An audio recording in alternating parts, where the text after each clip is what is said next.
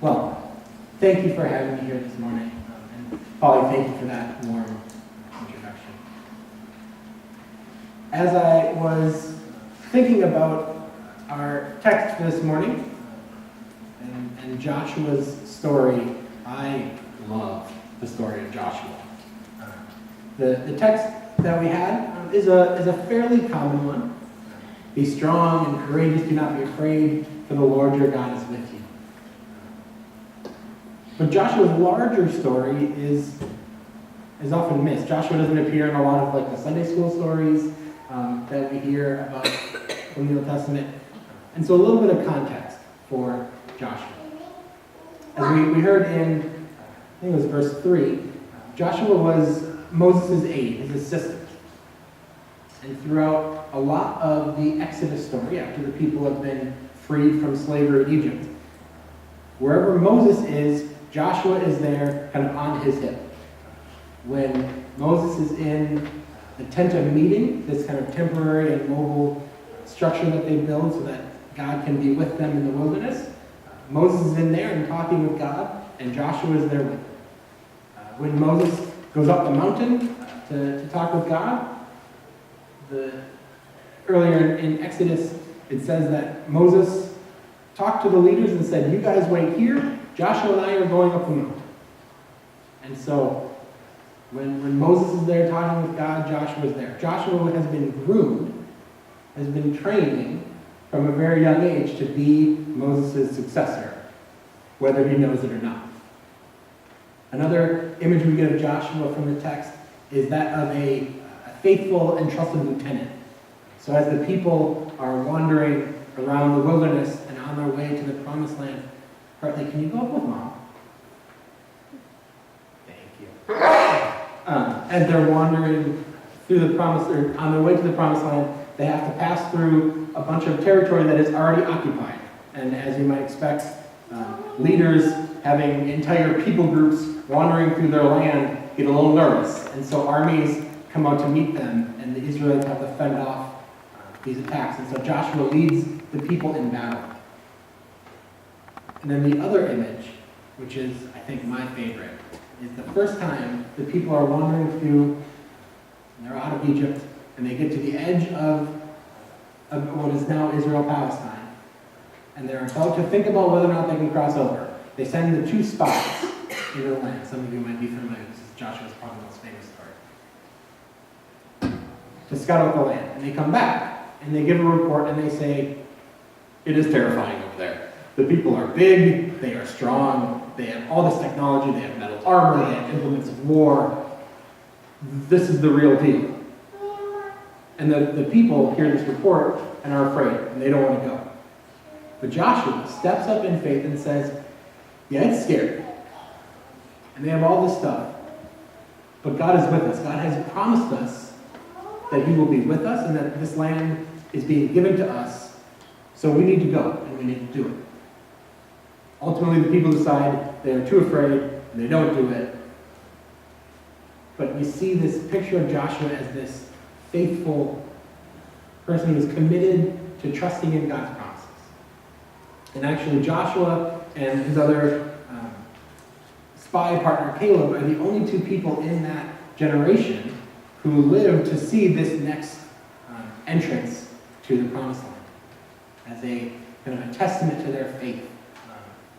God gives them this gift to allow them to continue. And so Joshua has been groomed for leadership. He has shown himself to be faithful both in following God's promises and as a leader of the people. But he is still terrified. He is sitting on the top of this mountain. His mentor and the leader of the people has died. And he's looking out over this promised land and thinking, I'm the one who's going to lead the people? He knows who these people are. These are the people that as they wandered through the wilderness, they did nothing but whine and complain and say, Moses, do you even know where you're going? We're going to die out here? Wouldn't slavery be better than this? Joshua knows these people. He knows that they are probably grumbling and saying, this would have been a lot better leader than this kid. He's young. He's been trained, but he doesn't have leadership experience. He's been trained as the number 2. And so the people, this grumbling, mumbling people, have experienced a lot. They have the kind of generational memory of slavery in Egypt. We know now from science and studies that trauma, like an entire people group in slavery, leaves traces for generations. And so this people has the very recent memory of slavery and of the exhaustion of traveling and wandering through the desert. They've had the ups and the downs of what that traveling is.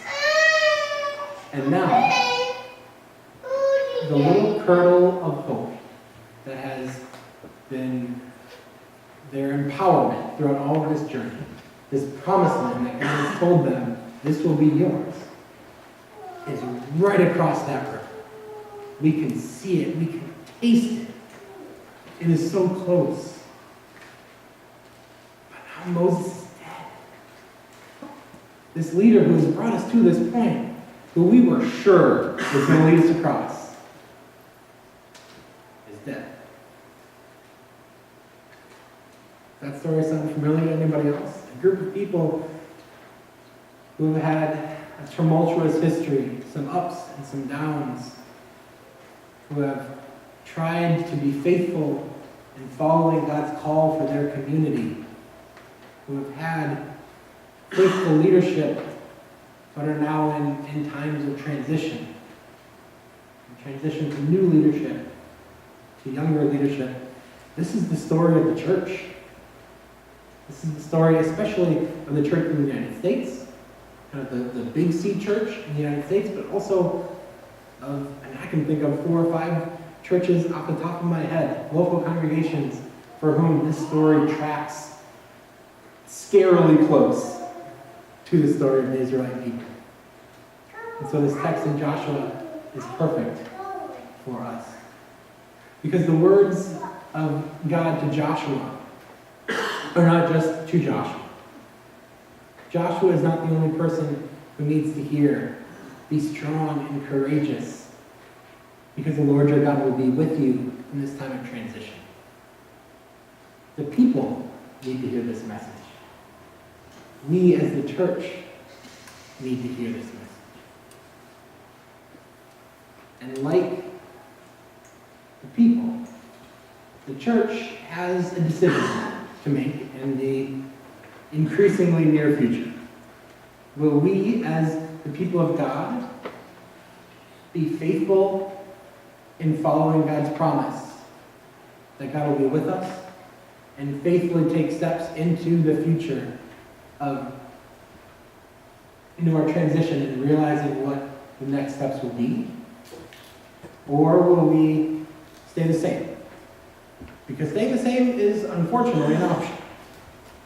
And we can stagnate, and we can do the things the way we've always done them. Far too many churches that I've been a part of are all too ready for doing ministry in 1950. And 1950 is not coming back.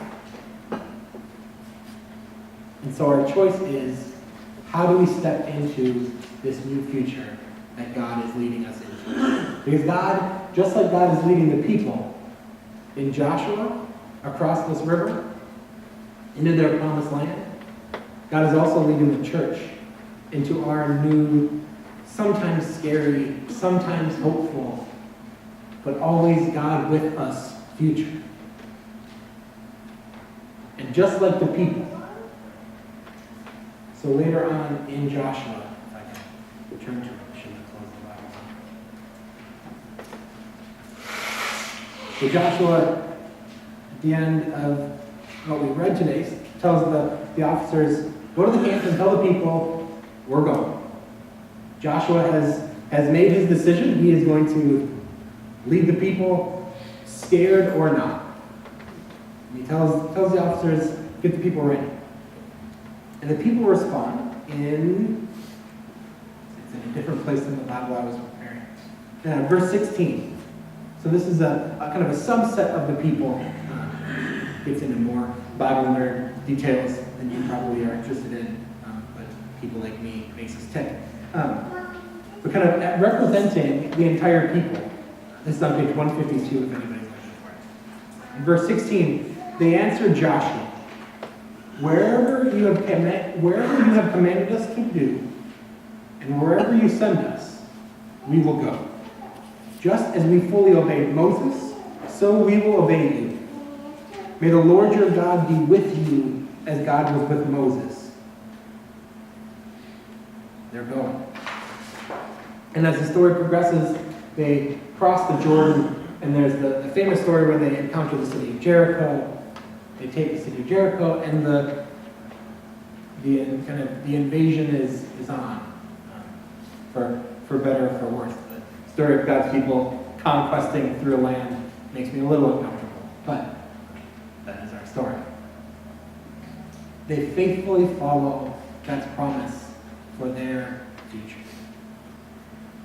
Now, I don't know what that looks like on the ground here at Mount Bethel.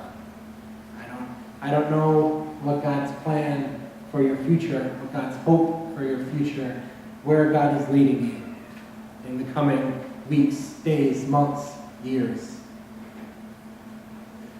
But what I do know, and what is good enough to know, is that God has promised you that God will be with you in that transition. That God has told you to be strong and courageous, and do not be afraid, because I will be with you. And you will be afraid, because transition is scary. Joshua was afraid. I mean, God has to tell him 5 or 6 times to not be afraid. You don't tell someone who's not afraid to be strong and courageous 6 times if they're not shaking in their boots.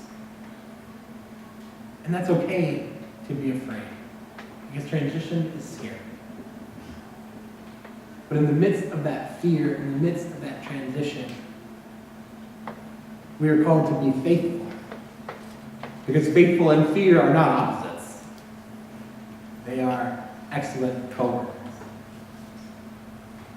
So be faithful to God's promises in your time of transition, because God will be faithful to God's promises. God has promised to be with us. God has promised to be with you. And so as God is faithful to God's promises, I pray that we would be faithful and respond in faith, trusting that God will be with us, and that our new future, while scary and different, is where God is calling us to be. And wherever God is calling us to be,